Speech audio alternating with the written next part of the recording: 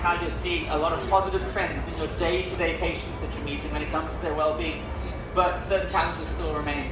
What's the good and what can we still improve on? So my practice is in Atlanta. I serve a very diverse group of patients. I see patients from all over the world, from Burma, Afghanistan, Iraq, Syria, lots of refugees. So they really hold different challenges from the kids that are American born and who live here. So the ones who are refugees, obviously, it's bittersweet for them.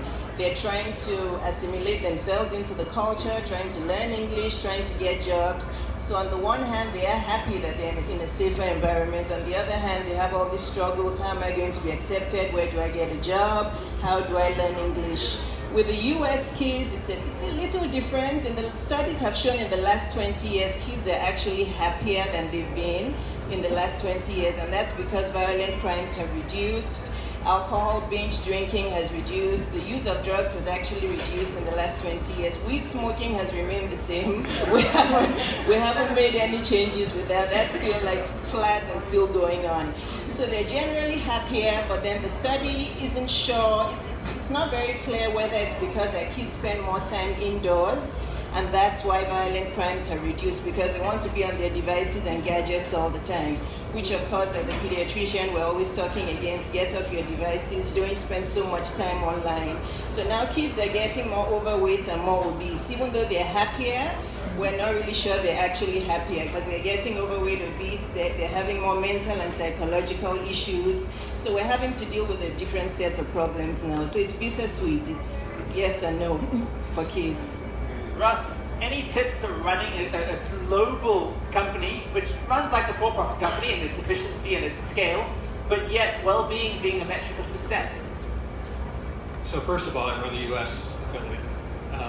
There's an international hospital, international based in London, that manages about 70 national associations around the world.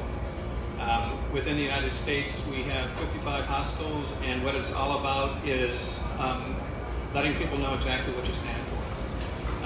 And what we stand for is certainly serving travelers, but it's also the safe place to express opinions, to express curiosity, and to respect each other.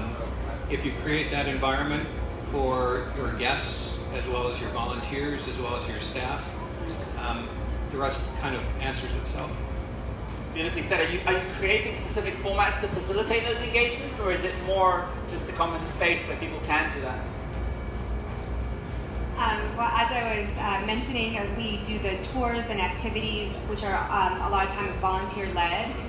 We only hire local staff so that they know the ins and outs of the city, can help our guests experience it like a local. So yeah, we do all that.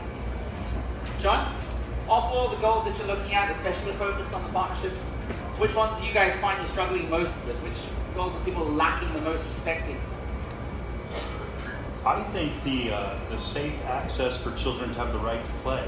I think we've created way too many environments of fear to where children don't have the natural capacity to have a basic and natural childhood. And unfortunately, this has created a lot of alienation. If you look at the social media world today, which is really linking the world, one of the byproducts of it that we have to address is that a lot of young people are feeling alienated at the same time. So we have to make sure that children are allowed to be children. And with partners such as